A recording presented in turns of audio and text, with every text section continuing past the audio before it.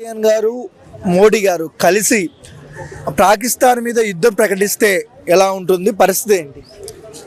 పాకిస్తాన్ మీద యుద్ధం ప్రకటించడానికి పవన్ కళ్యాణ్ గారు ఇది చేయడానికి అనేది నేను చెప్పను. కానీ పాకిస్తాన్ మీద యుద్ధం ప్రకటించాలంటే నాట్ ఓన్లీ పవన్ కళ్యాణ్ గారి పర్మిషన్, భారతదేశం మొత్తం దేశానికి సంబంధించినటువంటి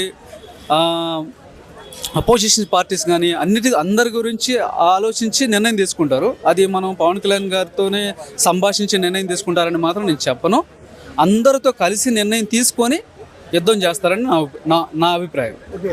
సో కళ్యాణ్ చాలా వరకు అందులో ముందు వరుసలో పవన్ కళ్యాణ్ గారు ఉండొచ్చు, ఖచ్చితంగా సపోర్ట్ వాళ్ళు ఉండొచ్చు. ఏంటి, ఆల్రెడీ ఉన్నారు కదా, ఆల్రెడీ ఇచ్చేశారు కదా, అమౌంట్ కూడా ఆయన ఇచ్చారు కదా, ఆయన ముందుగానే చెప్తున్నారు కదా, సో ఆయన కంపల్సరీ ఉంటారు. పాకిస్తాన్ని ప్రేమిస్తూ ఇండియాలో ఉండి ఇండియా ఫుడ్ తిని పాకిస్తాన్ని ప్రేమిస్తే మీరు వెళ్ళిపోండి, ఉండాల్సిన అవసరం లేదు ఇండియాలో అన్నాడు కళ్యాణ్ గారు.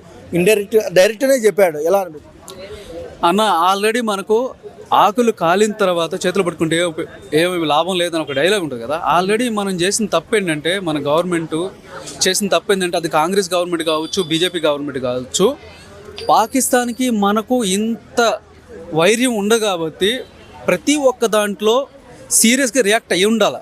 అంటే వీసాలు ఇవ్వడంలో కానీ, మన దేశంలోకి వాళ్ళు రావడానికి పర్మిషన్ ఇవ్వడంలో కానీ, పెళ్ళిళ్ళు చేసుకోవడంలో కానీ అటు కాదు, మన దేశంలో ఉండే లేడీస్ వెళ్ళి అక్కడ ముస్లిమ్స్ని, అక్కడ ఉండే వాళ్ళని మ్యారేజ్ చేసుకున్నది. How is it possible? దానికి మన వాళ్ళు ఎలా అగ్రి చేశారు అంటే కొంచెం కూడా రిస్ట్రిక్షన్ లేకుండా. సో ఇంతటి ఫ్రీడమ్ ఉన్నప్పుడు కంపల్సరీ ఖచ్చితంగా వస్తారన్న, ఈజీగా రావడానికి అవకాశాలు ఉన్నాయి.